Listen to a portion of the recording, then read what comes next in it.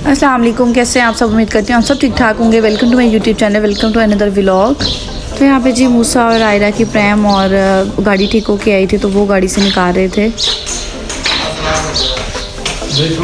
प्रेम का क्या मसला था? एक मिनट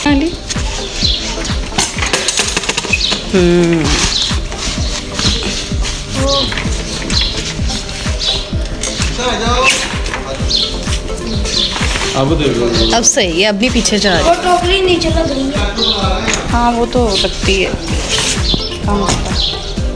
प्रेम की प्रॉपर सीट नहीं बनती थी, इसके अंदर कोई रिंग था जो टूट गया था। जब इसको बंद करते हैं ना तो तब कहीं वो टूट गया था। तो काफ़ी टाइम से हम कह रहे थे कि इसको ज़रा ना सही करवाना है, तो फाइनली आज करवा ही लिया।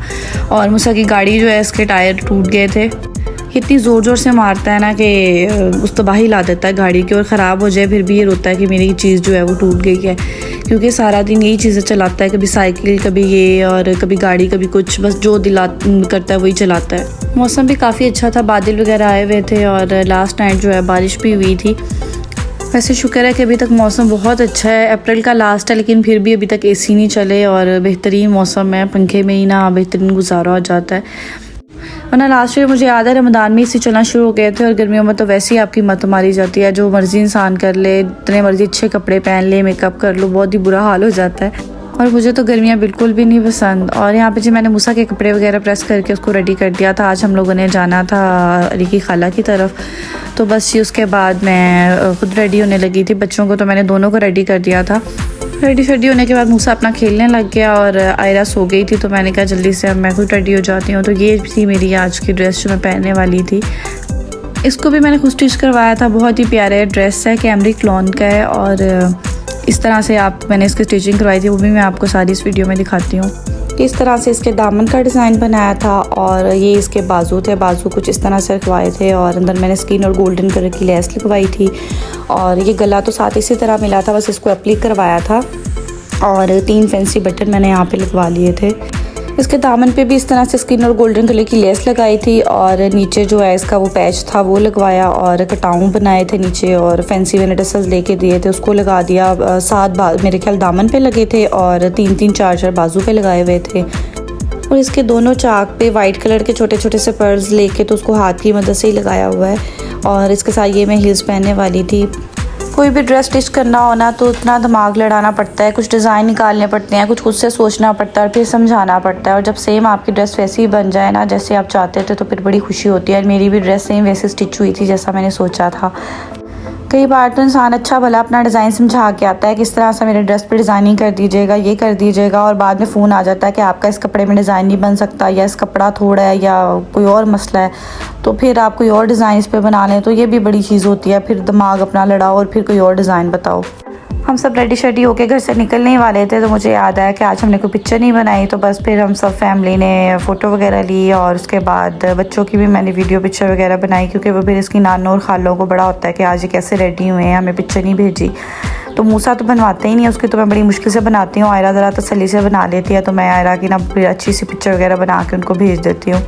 हम लोग ऑलरेडी इतना लेट हो गए थे, मामा पापा बाहर हमें आवाज़ें दे रहे थे, और हम लोग अपनी जो है ना अंदर से सुकून तसल्ली के साथ पिक्चर्स बना रहे थे। वैसे भी कहीं घर से निकलना और पिक्चर्स वीडियो ना बने, ये तो हो नहीं सकता।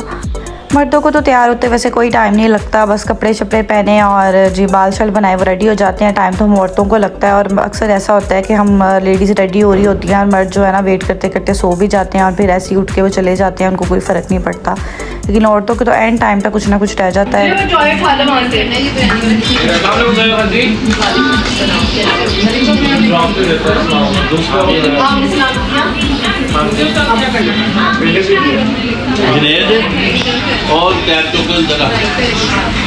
अली किधर गए जुनेद भाई? बाहर कर दो, बाय बाय कर दो, बाय कर दो, चाचू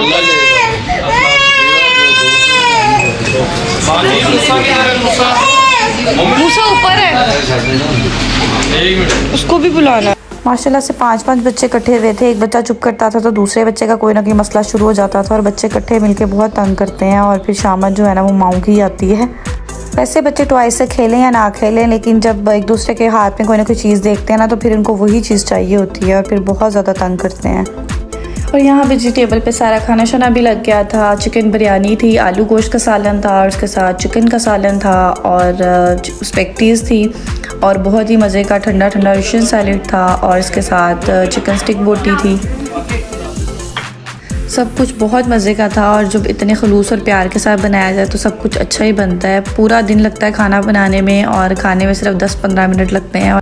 आयरा ने खाना खाते हुए तंग किया हुआ था कि मुझे उठाएं, बार बार रीढ़ी करी जा रही थी और जैसे ही हम लोगों ने खाना खाया तो चुप करके आराम से बैठी हुई है। पता नहीं अल्लाह की तरफ से ऐसा होता है कि जब भी कोई ज़रूरी काम करना हो या खाना खा रही हो ना माँ, तो बच्चा पता नहीं क्यों रोना शुरू हो जाता है। उसके बाद जी लास्ट पे बहुत ही मज़े का कलरफुल सा ट्रैफल बनाया हुआ था, ये हम लोगों ने खाया। मूसा को तो पता नहीं क्या हो रहा था इसको देख के कि वो बस कह रहा था कि मुझे डाल दो। वैसे उसने कभी ऐसी हरकत नहीं की, लेकिन ना वो उसको देख के पता नहीं शायद वो जिस तरह से इसको डेकोर वगैरह किया था उससे बड़ा इंप्रेस हो रहा था, बार बार फिंगर लगा कर उसको टच करना चाह रहा था। उसके बाद जी यहाँ पे मैंने अपने कपड़े निकाल लिए थे और हम लोग रेडी शेडी हुए। अब हम लोग जा रहे थे शादी पे। मेरे दोस्त की भाई की शादी थी और मेरी बहुत ही अच्छी प्यारी दोस्त है और मैं काफ़ी टाइम बाद उससे मिलने वाली थी। मैं बहुत ज़्यादा एक्साइटेड भी थी। मैं कह रही थी बस मैं जल्दी से पहुंच जाऊं। मैं तो रेडी हो गई थी कब से और बच्चों को भी रेडी कर दिया था। अली थोड़ा लेट हो गए थे, मुझे भी उसकी भी कॉल आ रही थी कि तुम थोड़ा जल्दी आओ ताकि हम मिल के आपस में बातें भी करें। शादी पे वैसे भी बड़ी मसरूफियात होती हैं, जिसके घर की शादी होती है वो तो बंदा वैसे ही मसरूफ़ होता है, क्योंकि जाहिर सी बात है घर के मेंबर्स ने गेस्ट को वेलकम करना होता है और उनको देखना होता है कि किसी को कुछ चाहिए तो नहीं। मुझे काफ़ी दिन से शादी का कार्ड आया हुआ था और मैंने शादी की डेट नोट कर ली थी। उसके बाद मेरे जहन से निकल गया। जब मैंने डेट देखी ना तो मुझे याद आया कि मैं शादी पे भी जाना है, तो बस फिर फटाफट से तैयारी पकड़ी और वैसे भी मुझे फ़ोन आ गया था उसका। तो जी हम लोग पहुंच गए थे रॉयल पम्प मार्केट में। आज फिर थोड़ा जल्दी आ गए थे क्योंकि रश नहीं था, वरना तो किनार रोड पे बहुत रश होता है, तो आते आते भी टाइम लग जाता है। मूसा पूरे रास्ते बड़े मज़े से बाहर देखता हुआ आ रहा था और सारे इसके बाल शाल भी उड़ गए थे हवा से। वैसे भी इसने सुकून से टिक के बैठना तो होता नहीं है, इसलिए इसे सनरूफ से बाहर खड़ा कर देते हैं ताकि सुकून से बाहर देखता रहे। मूसा इधर देखो, Ayra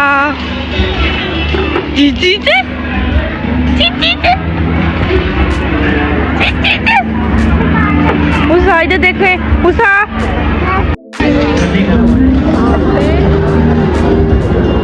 no no no no no no no Moosa, आपने आइसक्रीम नहीं लेनी मम्मा की।